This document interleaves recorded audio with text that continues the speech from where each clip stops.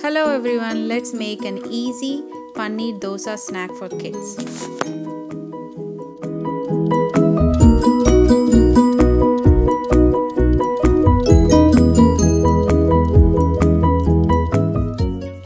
Heat the dosa pan, pour some dosa batter and spread it around. Add some oil to the dosa.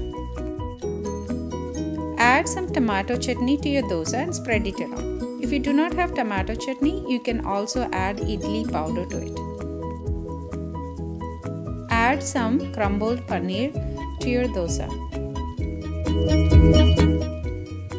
Add some chopped onions, some chopped red bell peppers and green bell peppers to your dosa. Let it cook for a minute and now roll your dosa.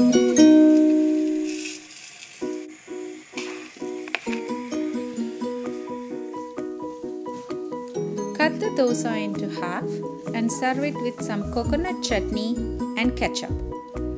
Here you go, a delicious and healthy Paneer Dosa is ready for kids and adults to enjoy. Thank you for watching. Please like, share and subscribe. Bye.